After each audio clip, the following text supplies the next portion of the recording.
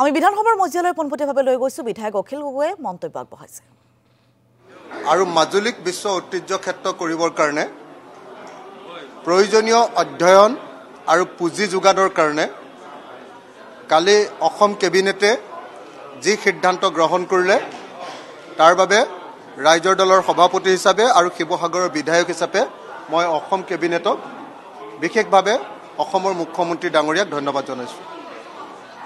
আপোনালোকে সকলোৱে চাগে জানে যে যিদিনা প্ৰথম মই বিধানসভালৈ আহিছিলোঁ সেই দিনটোৰ পৰা শিৱসাগৰক ৱৰ্ল্ড হেৰিটেজ সাইট কৰা হ'ব।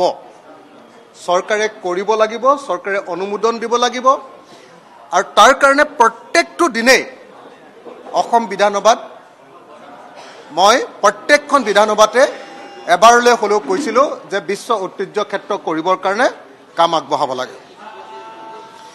ইতিমধ্যে বিশ্ব ঐতিহ্য ক্ষেত্ৰ কৰিবৰ কাৰণে আৰ্কিঅলজি ডিপাৰ্টমেণ্টৰ লগত লগ লাগি মই দিল্লীৰ বিশিষ্ট আৰ্কিঅলজিষ্ট ডক্টৰ কে.চি. নেৰৱালক লৈ কে.চি. নৰিয়াল তেখেতক লৈ শিৱসাগৰৰ ওপৰত অধ্যয়ন কৰাই টেণ্টেটিভ লিষ্টত ৱৰ্ল্ড হেৰিটেজ সাইটৰ টেণ্টেটিভ লিষ্টত শিৱসাগৰৰ নামটো সোমোৱাবৰ কাৰণে অধ্যয়ন কৰি ইতিমধ্যে এখন গৱেষণা পত্ৰ অসম চৰকাৰৰ হাতত দাখিল কৰা হৈছে। আৰ্কিঅলজি ডিপাৰ্টমেণ্টৰ জৰিয়তে কেবিনেটৰ হাতত দাখিল কৰা হৈছিলে আৰু সেই যিটো আমাৰ অধ্যয়ন আছিলে সেই অধ্যয়নটোকে কালি আচলতে কেবিনেটে পাছ কৰি দিলে। গতিকে এতিয়া